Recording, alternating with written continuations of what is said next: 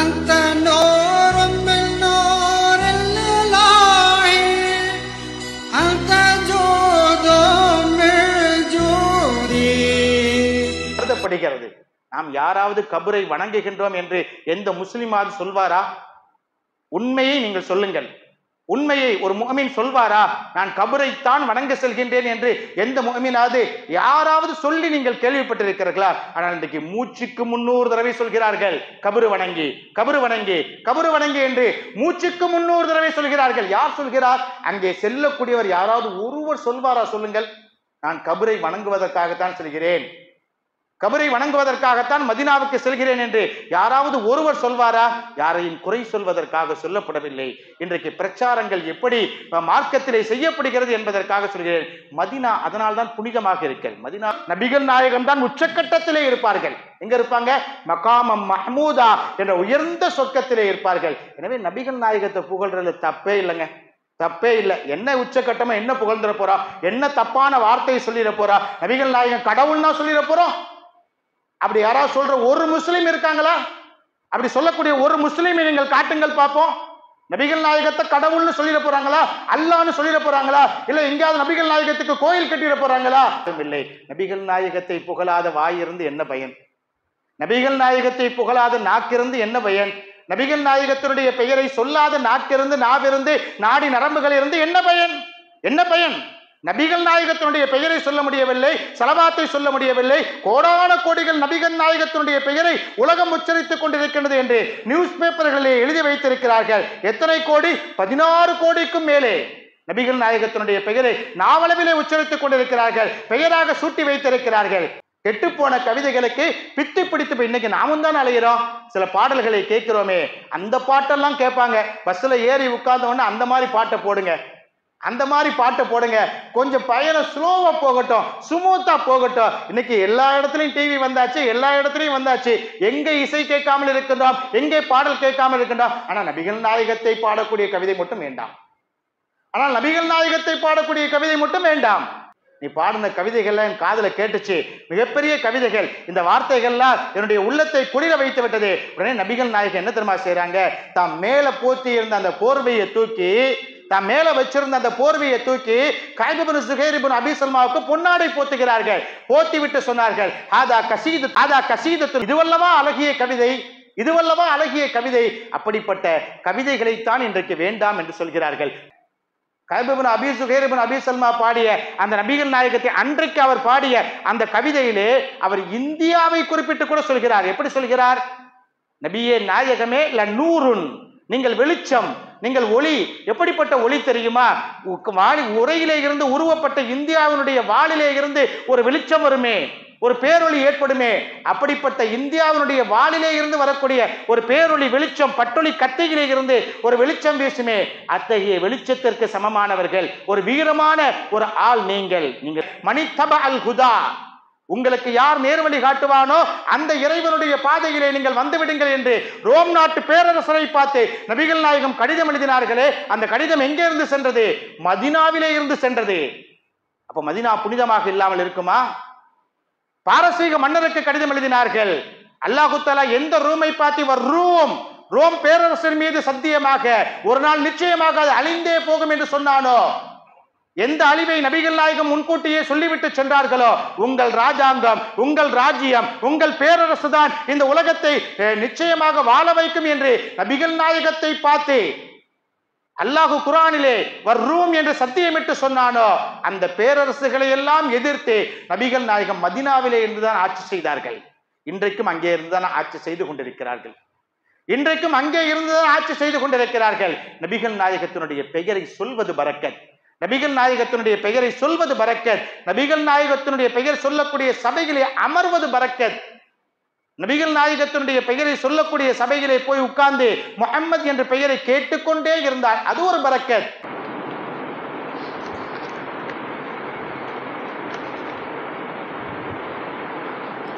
அஸ்ஸலாமு அலைக்கும் வ ரஹ்மத்துல்லாஹி வ பரகாத்துஹு. அல்ஹம்துலில்லாஹி ரப்பில் ஆலமீன். நஹ்மதுஹு வ நஸ்தஈனுஹு வ நஸ்தக்ஃபிருஹு வ நு'மினு பிஹி வ நதவக்கலு அலைஹி من يهده الله فلا مضل له ومن يضلل فلا هادي له ونشهد أن لا إله إلا الله ونشهد أن سيدنا مولانا ومرشدنا وحبيبنا وسيدنا مولانا محمد المصطفى رسول الله صلى الله عليه وسلم. أما بعد فقد قال الله تعالى في القرآن العظيم وفي الفرقان المجيد فأعوذ بالله من الشيطان الرجيم بفضل بسم الله الرحمن الرحيم وإنك لعلى خلق عظيم. وقال تعالى أيضا محمد رسول الله. وقال تعالى أيضا في آية أخرى وكأي من نبي قاتل معه ربيون كثير. قال نبينا رسول الله صلى الله عليه وسلم عن رواية عائشة من سن سنة فقد دخل الجنة أو كما قال النبي رسول الله صلى الله عليه وسلم. எல்லா புகழும் புகழ்ச்சியும் ஏக வல்லவனாம் அல்லாஹ் ஹக்க சுப்ஹானஹு வ தஆலா ஒருவனுக்கே உரித்தாகட்டுமாக.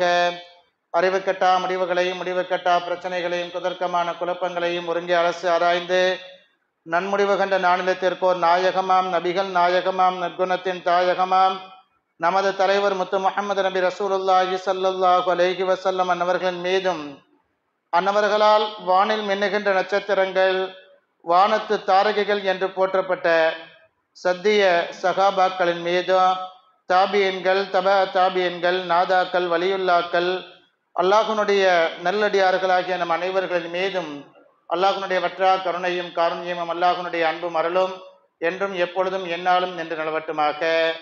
அல்லாஹ்வுடைய பேரருள் பெரும் கிருபை புனிதமான ரபீஉல் அவ்வல் மாதத்திலே நாம் இரண்டாவது ஜும்ஆவிலே இருக்கின்றோம்.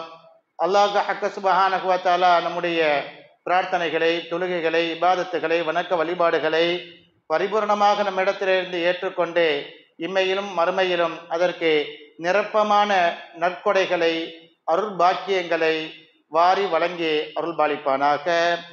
புனிதமான ரவுலா ஷரீஃபையும் புனிதமான கஅபத்துல்லாவையும் கண்டு கழிக்கக்கூடிய பாக்கியத்தை இறையில்லமாம் கஅபா ஷரீஃபையும் இறை தூதரின் இல்லமாம் ரவுலா ஷரீஃபையும் கனவிலும் நினைவிலும் கண்டு கழித்திடும் பெரும் பாக்கியத்தை வல்ல ரப்புல் ஆலமீன் அல்லாஹ் நம்முடைய வீடுகளில் ஒவ்வொருவருக்கும் நம்முடைய பிள்ளைகள் சந்ததிகள் வருங்கால தலைமுறைகள் அனைவருக்கும் வழங்கி அருள்பாலிப்பானாக.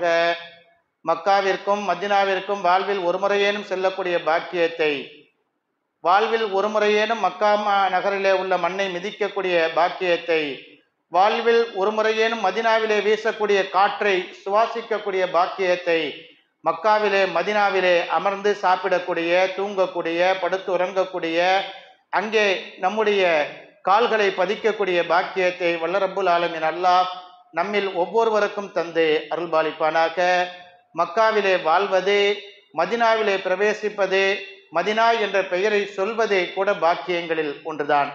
மதினா என்று சொன்னாலே எல்லோருடைய மனதிலும் எல்லோருடைய உள்ளங்களிலும் உதடுகளிலும் உதிக்கக்கூடிய பெயர் மதினா என்று சொன்னால் முஹம்மத் என்ற அந்த பெயர்தான் நம்முடைய உள்ளங்களிலே உதடுகளிலே இதயங்களிலே நாளங்களிலே இரத்த நாளங்களிலே முஸ்லிம்கள் ஒவ்வொருவர்களுக்கும் மதினா என்று சொன்னாலே ஒரு உணர்வுபூர்வமான சந்தோஷம் மகிழ்ச்சி ஏற்படுகிறது.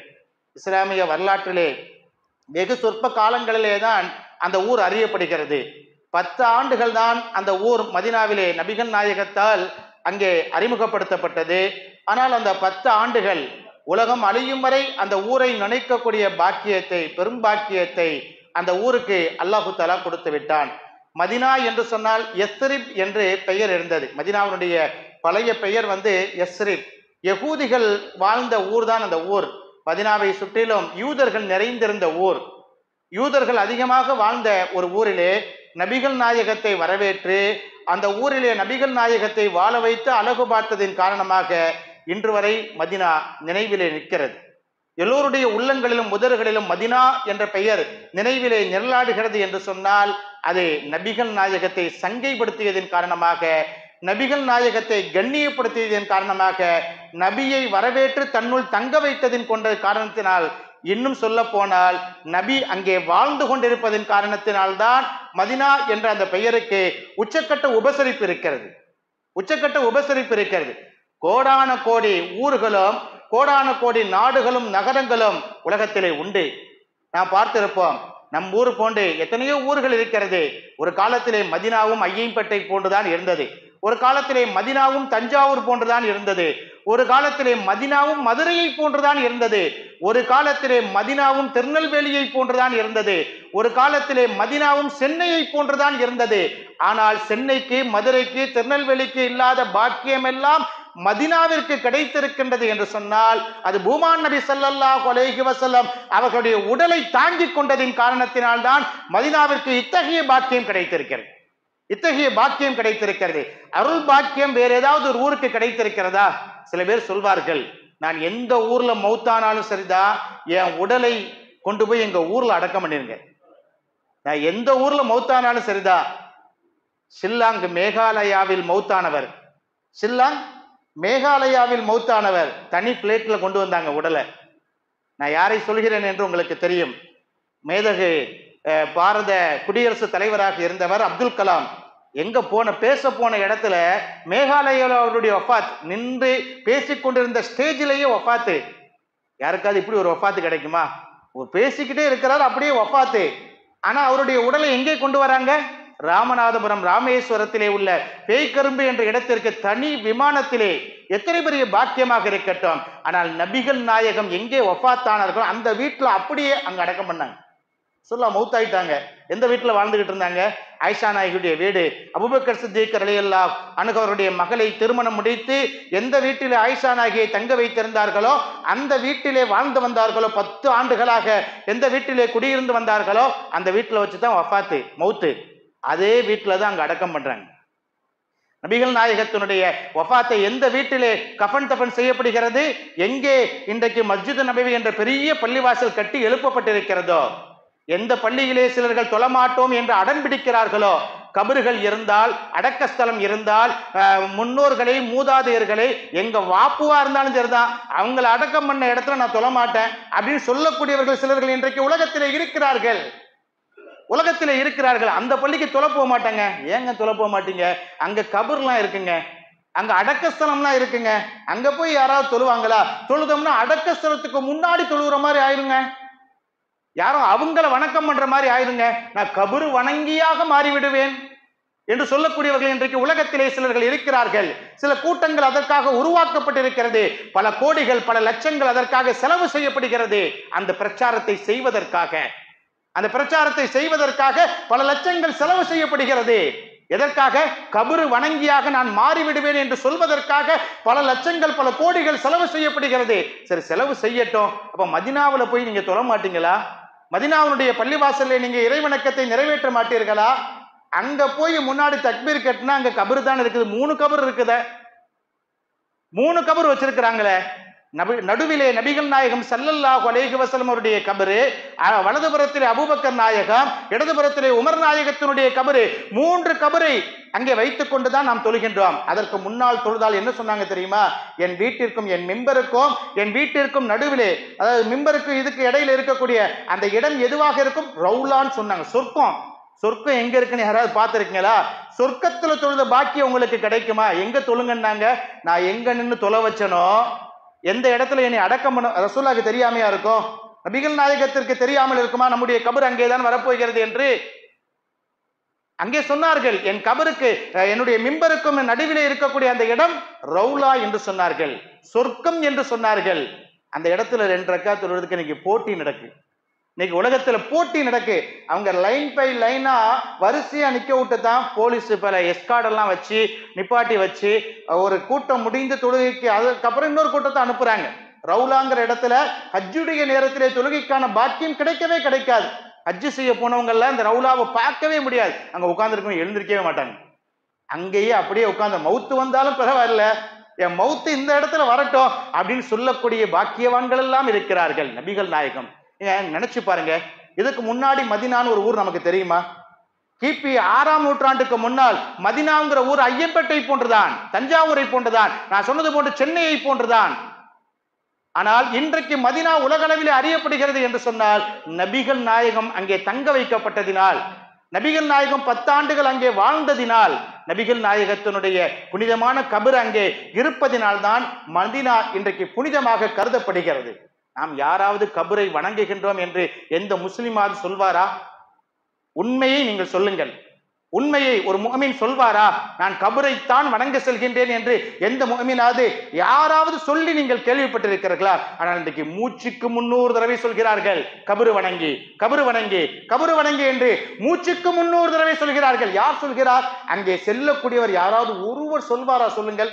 நான் கபரை வணங்குவதற்காகத்தான் செல்கிறேன், கபரை வணங்குவதற்காகத்தான் மதீனாவுக்கு செல்கிறேன் என்று யாராவது ஒருவர் சொல்வாரா? யாரையும் குறை சொல்வதற்காக சொல்லப்படவில்லை.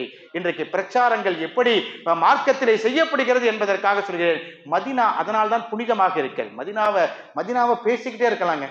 மதீனாவை பத்தி பேசினா 10 ஆண்டுகளிலே ஒரு 100 கோடி வரலாறுகளை நபிகள் நாயகம் அங்கே கிரியேட் பண்ணாங்க, உருவாக்குனாங்க. அந்த மதீனாங்கிற ஊரில் வைத்துத்தான் இஸ்லாமே உருவாகியது. அதற்கு முன்னாடி வரைக்கும் இஸ்லாமே கிடையாதுங்க, வச்சுக்கோங்க. மக்கால இருக்கிற வரைக்கும் இஸ்லாமே கிடையாது, முஸ்லிம்களே கிடையாது. ஏன்னா யாரையும் வாழ விடலையே. உடனே கத்தில் தான், உடனே கொலை தான், துன்புறுத்துவார்கள், கொலை செய்வார்கள். நபிகள் நாயகத்தையே கொலை செய்வதற்குத்தானே துணிஞ்சு போனார்கள் மக்காவாசிகள். அதற்கு பிறகுதானே அல்லாஹ் தஆலா மதீனாவை ஏற்பாடு செய்து கொடுத்து, ஏன் அங்கேயே மௌத்தாகிருக்கலாம். அல்லாஹ் நினைச்சிருந்தா மக்காலேயே வச்சு சண்டை போட வச்சு எத்தனையோ நபிமார்களை ஃபிரௌன் எல்லாம் வந்து அல்லாஹ் தஆலா கடல்ல மூழ்கடிச்ச மாதிரி மக்காவிலேயே நபிகள் நாயகத்தை வாழ வச்சிருக்காங்க. ஏங்க மதீனான்னு ஒரு ஊர் அல்லாஹ் கிரியேட் பண்றான்? அல்லாஹ் ஏன் உருவாக்கணும் சொல்லுங்க? மதீனாங்கிற ஒரு ஊரை யார் உருவாக்கணும்? நம்ம உருவாக்கணுமா? நாம் தேர்ந்தெடுத்தோமா? நபிகள் நாயகம் அங்கத்தான் போன இல்ல, அன்னைக்கு வாழ்ந்த அந்த சஹாபாக்கள் தேர்ந்தெடுத்தார்களா? மதீனாவிற்கு தான் ரசூலுல்லாஹ் போகணும் தேர்ந்தெடுத்தாங்களா? ஃபர்ஸ்ட் 2 பேர் வந்தாங்க, அப்புறம் 7 பேர் வந்தாங்க மதீனாவில இருந்து, அப்புறம் 70 பேர் வந்தாங்க. இதற்கெல்லாம் உடன்படிக்கை என்று சொல்வார்கள். 2, 7, 70 இப்படி நிறைய பேர் வராங்க ரசூலுல்லாஹ்வை கூப்பிடுறதுக்காக. மதீனாவுக்கு வந்துருங்க, இங்க எவ்வளவு கஷ்டம் இருக்குதுன்னு. நபிகள் நாயகம் செல்லவே இல்லை, நபிகள் நாயகம் போகவே இல்லை. நான் ஏன் இங்க மக்கால தான் இருப்பேன். ஏன்னா ஒரு நபி எங்கே நபியாக அனுப்பப்பட்டு விட்டாரோ அந்த இடத்துல இருந்து இன்னொரு இடத்துக்கு போக கூடாது. ஏன்னா போனா யூனுஸ் நபியுடைய கதை என்னாச்சுன்னு தெரியும். யூனுஸ் நபியினுடைய கதை, ஒரு ஊர்ல இருந்து இன்னொரு ஊருக்கு போனதுனால என்ன ஆச்சு? மீன் வயிற்றிலே விழுங்கப்பட்டார்கள், பல நாட்கள் சிறைபிடிக்கப்பட்டார்கள். அப்போ ஒரு நபி இன்னொரு இடத்துக்கு போக கூடாது.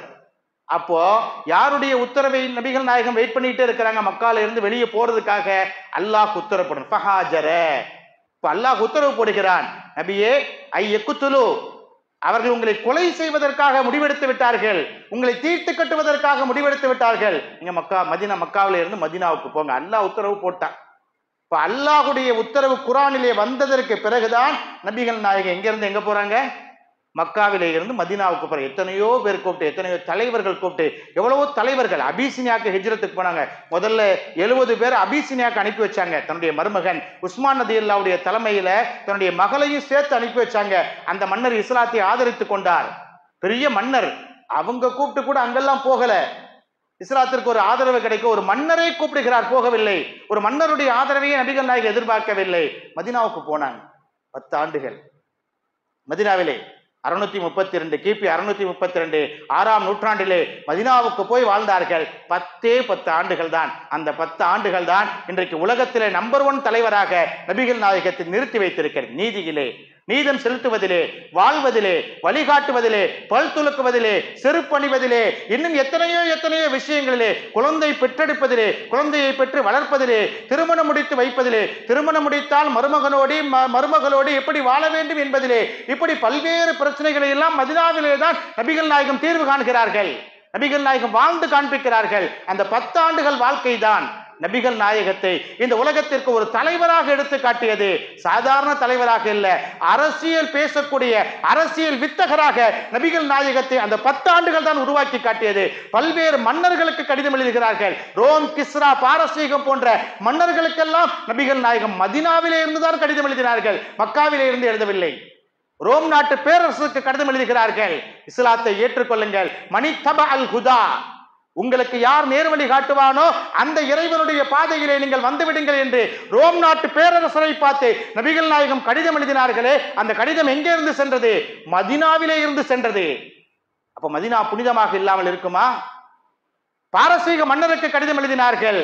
அல்லாஹ் தஆலா எந்த ரூமை பார்த்து ரோம் பேரரசின் மீது சத்தியமாக ஒரு நாள் நிச்சயமாக அது அழிந்தே போகும் என்று சொன்னானோ, எந்த அழிவை நபிகள் நாயகம் முன்கூட்டியே சொல்லிவிட்டு சென்றார்களோ, உங்கள் ராஜாங்கம், உங்கள் ராஜ்யம், உங்கள் பேரரசு தான் இந்த உலகத்தை நிச்சயமாக வாழ வைக்கும் என்று நபிகள் நாயகத்தை பார்த்து அல்லாஹு குர்ஆனிலே வர்ரூம் என்று சத்தியமிட்டு சொன்னானோ, அந்த பேரரசுகளை எல்லாம் எதிர்த்து நபிகள் நாயகம் மதீனாவிலே இருந்துதான் ஆட்சி செய்தார்கள்.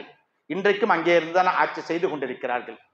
இன்றைக்கும் அங்கே இருந்துதான் ஆட்சி செய்து கொண்டிருக்கிறார்கள். நபிகள் நாயகத்தினுடைய பெயரை சொல்வது பரக்கத்.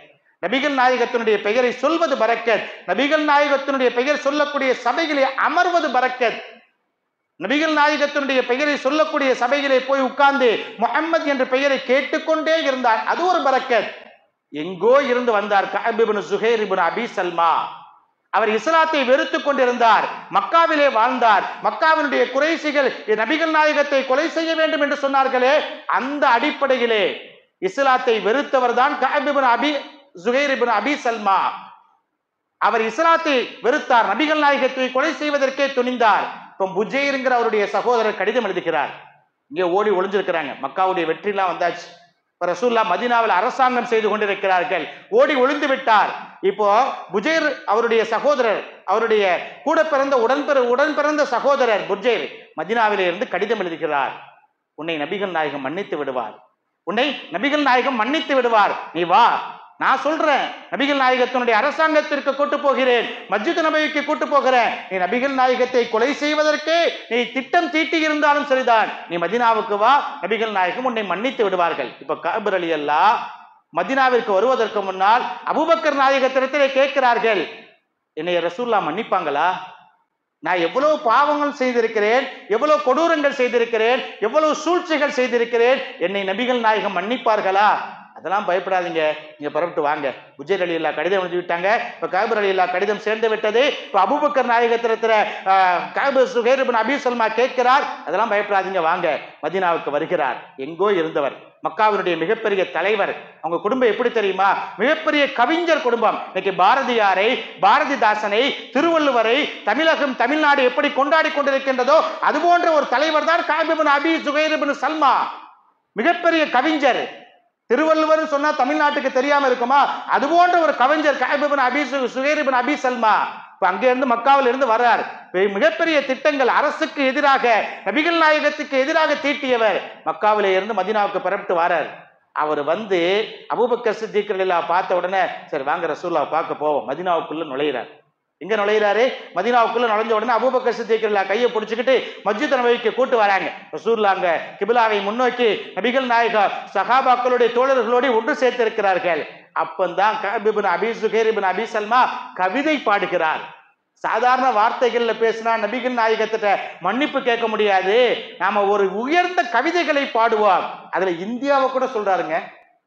கஅப் இப்னு ஸுஹைர் இப்னு அபீ ஸல்மா பாடிய அந்த நபிகள் நாயகத்தை அன்றைக்கு அவர் பாடிய அந்த கவிதையிலே அவர் இந்தியாவை குறிப்பிட்டு கூட சொல்கிறார். எப்படி சொல்கிறார்?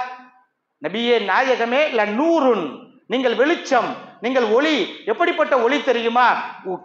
உரையிலே இருந்து உருவப்பட்ட இந்தியாவினுடைய வாளிலே இருந்து ஒரு வெளிச்சம் வருமே, ஒரு பேரொளி ஏற்படுமே.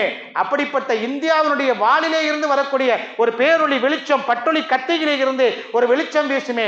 அத்தகைய வெளிச்சத்திற்கு சமமானவர்கள், ஒரு வீரமான ஒரு ஆள் நீங்கள். நீங்கள் நினைத்தால் என்னை தண்டிக்கலாம், ஆனால் மன்னித்து விடுங்கள். இப்படி கவிதைகளை பாடிக்கொண்டே, இப்படி கவிதைகளை படித்துக் கொண்டே மஸ்ஜித் நபவிக்குள் நுழைகிறார். நுழைந்த உடனே ரசூலுல்லாஹ்வை பாடி பாடி பாடி அப்படியே மஸ்ஜித் நபவிக்குள் நுழைந்த உடனே நபிகள் நாயகம் அவரை பார்க்கிறார்கள். நீ மன்னிச்சுட்டப்பா, நீ பாடின கவிதைகள்லாம் என் காதுல கேட்டுச்சு, மிகப்பெரிய கவிதைகள், இந்த வார்த்தைகள்லாம் என்னுடைய உள்ளத்தை குளிர வைத்து விட்டது. உடனே நபிகள் நாயகம் என்ன தெரியுமா செய்யறாங்க?